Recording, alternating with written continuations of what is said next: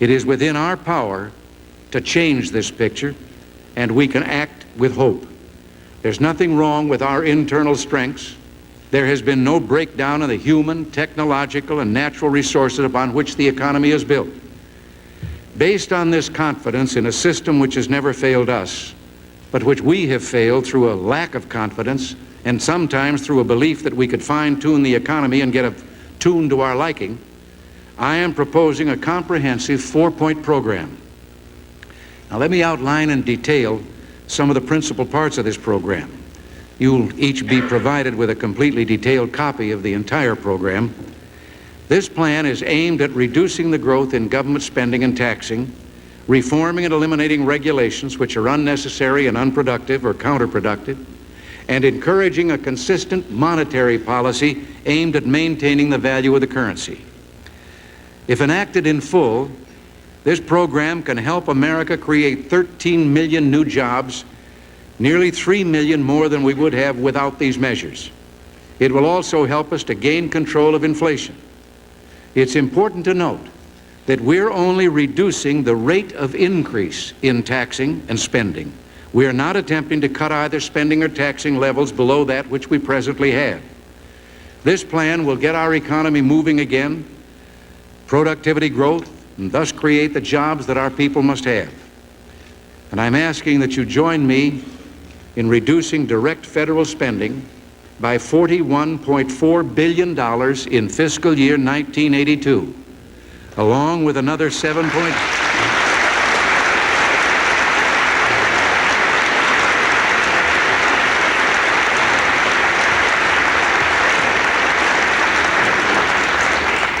And this goes along with another $7.7 billion in user fees and off-budget savings for a total of $49.1 billion.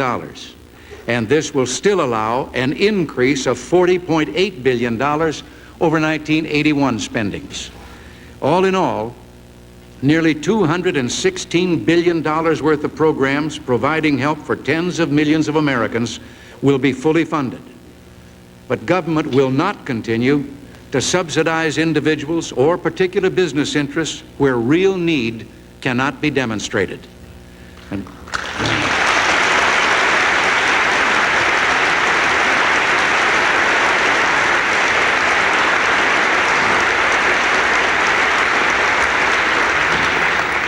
And while we will reduce some subsidies to regional and local governments, we will at the same time convert a number of categorical grant programs into block grants to reduce wasteful administrative overhead and to give local governments and states more flexibility and control.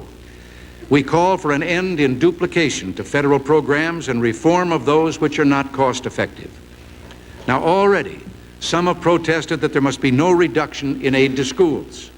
Well, let me point out that federal aid to education amounts to only 8% of the total educational funding. And for this 8%, the federal government has insisted on tremendously disproportionate share of control over our schools. Whatever reductions we've proposed in that 8% will amount to very little in the total cost of education. They will, however, restore more authority to states and local school districts.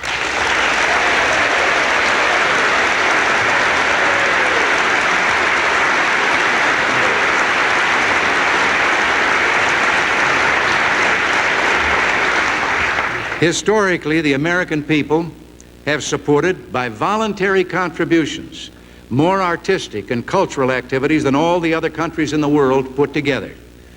I wholeheartedly support this approach and believe that Americans will continue their generosity. Earlier, I made mention of changing categorical grants to states and local governments into block grants. Now, we know, of course, that the categorical grant programs burden local and state governments with a mass of federal regulations and federal paperwork. Ineffective targeting, wasteful administrative overhead, all can be eliminated by shifting the resources and decision-making authority to local and state government. This will also consolidate programs which are scattered throughout the federal bureaucracy, bringing government closer to the people and saving $23.9 billion over the next 5 years. Our program for economic renewal deals with a number of programs which at present are not cost effective. An example is Medicaid. Right now, Washington provides the states with unlimited matching payments for their expenditures. At the same time, we here in Washington pretty much dictate how the states are going to manage those programs. We want to put a cap on how much the federal government will contribute, but at the same time allow the states much more flexibility in managing and structuring the programs. I know from our experience in California that such flexibility could have led to far more cost-effective reforms. Now, this will bring a savings of $1 billion next year. We propose reducing those subsidies by $632 million in 1982 to press the Postal Service into becoming more effective. And in subsequent years, the savings will continue to add up. The Economic Regulatory Administration in the Department of Energy has programs to force companies to convert to specific fuels. It has the authority to administer a gas rationing plan, and prior to decontrol, it ran the oil price control program. With these and other regulations gone, we can save several hundreds of millions of dollars over the next few years. I'm sure there's one department you've been waiting for me to mention, the Department of Defense. It's the only department in our entire program that will actually be increased over the present budgeted figure.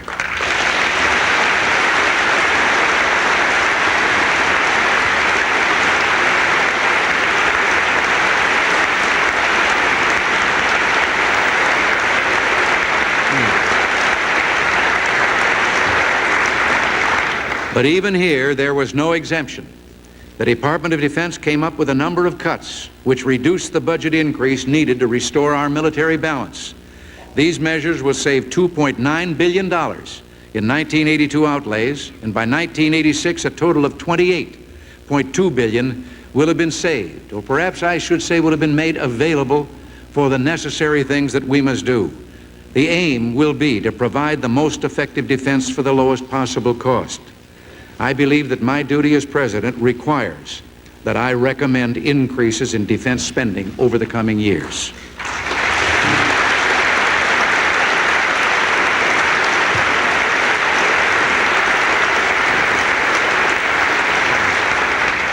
I know that you're all aware, but I think it bears saying again that since 1970, the Soviet Union has invested $300 billion more in its military forces than we have.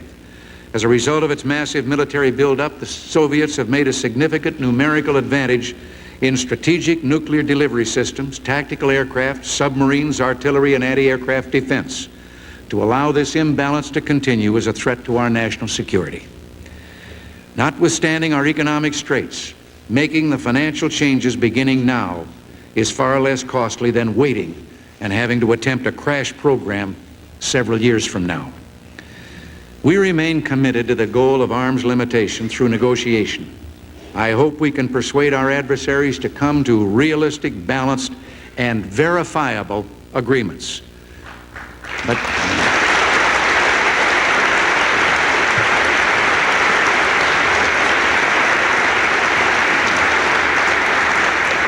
But as we negotiate, our security must be fully protected by a balanced and realistic defense program. The Office of Management and Budget is now putting together an interagency task force to attack waste and fraud. We're also planning to appoint as inspectors general highly trained professionals who will spare no effort to do this job. No administration can promise to immediately stop a trend that has grown in recent years as quickly as government expenditures themselves. But let me say this: waste and fraud in the federal government is exactly what I've called it before. An unrelenting national scandal, a scandal we're bound and determined to do something about.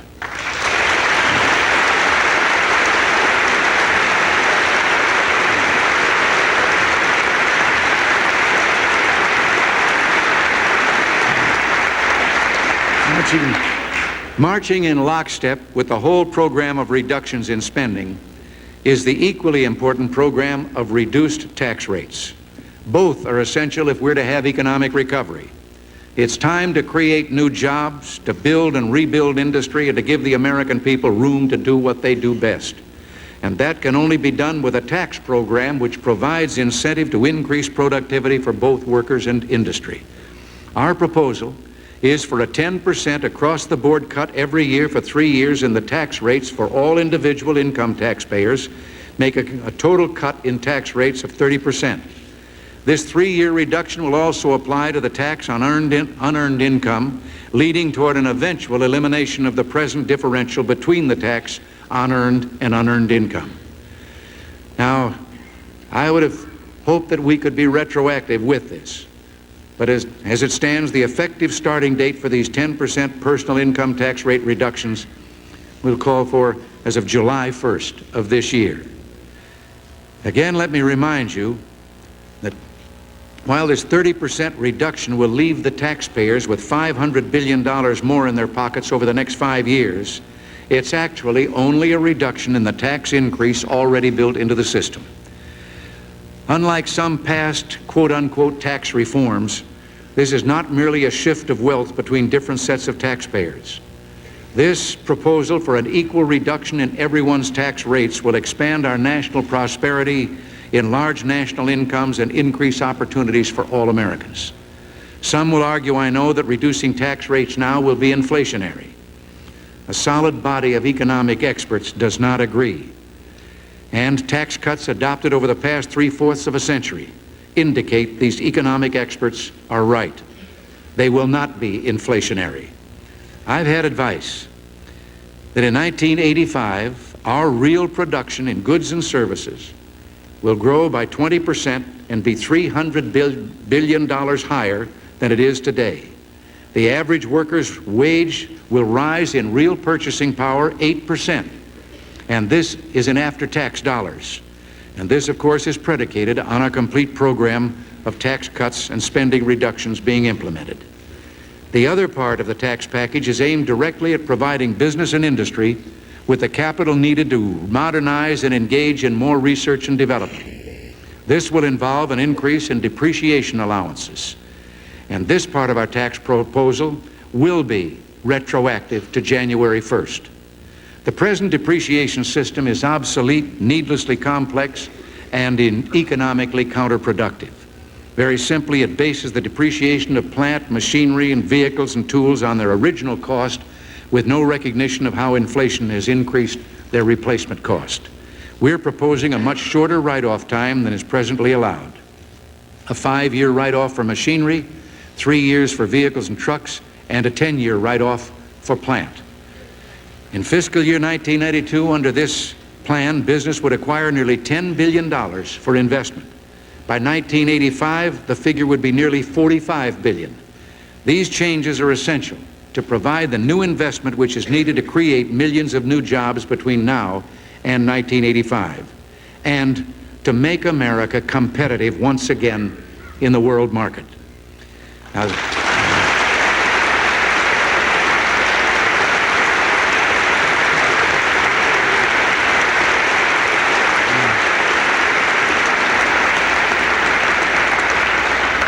these won't be make-work jobs. They're productive jobs, jobs with a future.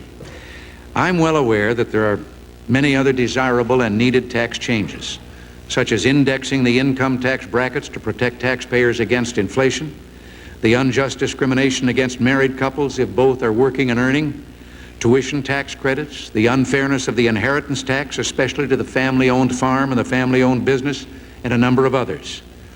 But our program for economic recovery is so urgently needed to begin to bring down inflation that I'm asking you to act on this plan first and with great urgency. And then I pledge I will join with you in seeking these additional tax changes at the earliest date possible.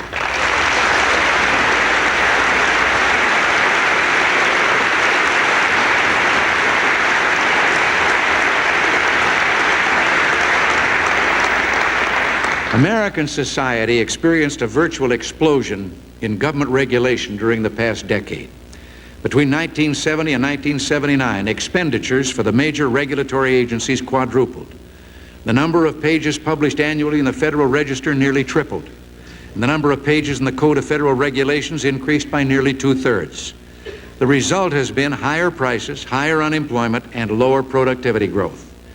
Overregulation causes small and independent businessmen and women, as well as large businesses, to defer or terminate plans for expansion, and since they're responsible for most of the new jobs, those new jobs just aren't created.